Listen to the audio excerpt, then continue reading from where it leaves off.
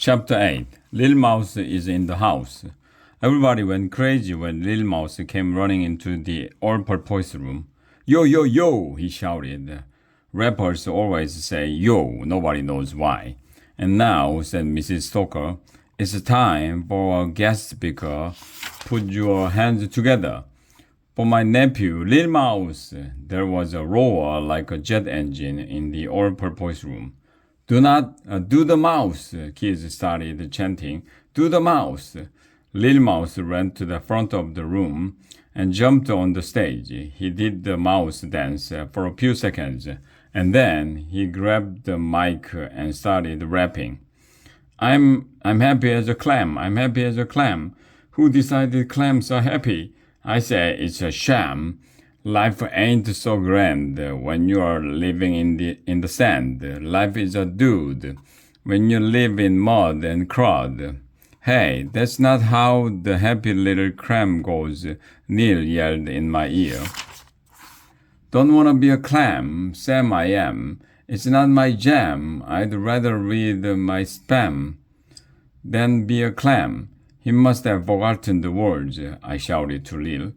I thought the Little Mouse was a lot shorter, Neil replied. If I was a clam, I'd sit and pout. What are clams so happy about? They can't go to Amsterdam or Birmingham. They can't even go to Disneyland unless they are fried. That doesn't even rhyme, Andrea said. You know what? I said. I don't think that's Little Mouse. He's a pony, somebody shouted. A happy clam? I say that's a sham. It's a flim-flam scam. The flim-flam clam scam. That's a fake Little Mouse, shouted Michael. This guy is terrible, said Ryan. Fake, fake, fake, kids started chanting. Oh, please, clams live in filthy seas. They don't have legs, and of course, they don't have knees. We want the real Little Mouse, shouted Alexia. Yeah, somebody else shouted. Boo! Everybody started booing. From what I hear, clams are really selfish. Well, what do you expect? From a bunch of shellfish, you never see them peeing. They can't go skiing. They can't join the Air Force. They're just a food source. Boo! Get him off the stage. I bet it's Mrs. Rupee, I said. She's always pretending to be other people. I looked around. All of our teachers were there, but not Mrs. Rupee. It had to be her. She must be dressed up as a Little Mouse. It's Mrs. Rupee in disguise, I yelled. Boo! We are drowning out Little Mouse. He stopped rapping. And you'll never believe in 1,100,000 years who walked into the door at that moment. Nobody. It would hurt if you walked into a door. But you'll never believe who walked into the doorway. It was Mrs. Rupee. What? Sorry, I'm late, announced Mrs. Rupee. I was stuck in traffic. Wait a minute, I said. If Mrs. Rupee is here and Little Mouse is also here, that means Mrs. Rupee cannot be Little Mouse. Gee, Arlo, said Andrea, you are a real genius. No wonder you are in the gifted and talented program. I was going to say something mean to Andrea, but I didn't get the chance because Mrs. Stoker ran over to Little Mouse. She reached up and pulled off his ridiculous mouse head. And you'll never believe in 1,100,000 years who was dressed up as a real mouse. It was Mrs. Klutz, our old principal. What? I knew it was a fake, shouted Michael. Mrs. Klutz, shouted Mrs. Rupee. What are you doing here? I had to be here, Mrs. Klutz replied. I love these kids. I couldn't miss their graduation. This was the only way I could sneak into the building.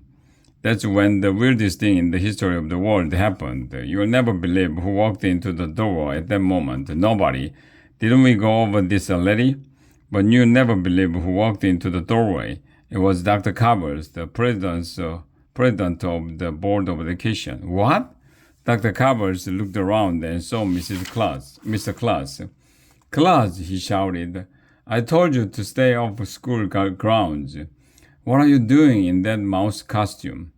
but, we all giggled because Mr. Claus said "but," which sounds just like a "but," even though it only has one T.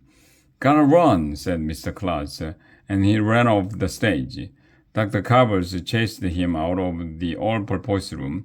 He was screaming all the way down the hallway. "I'll get you, Claus. This is the last straw." Huh?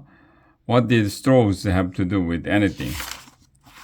After all that excitement, it was quiet in the all-purpose room.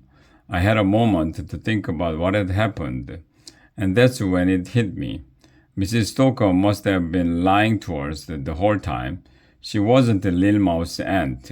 She probably didn't even know Lil Mouse. "You lied to us," I shouted at her. "Lil Mouse isn't really your nephew." "He is, too," she shouted back.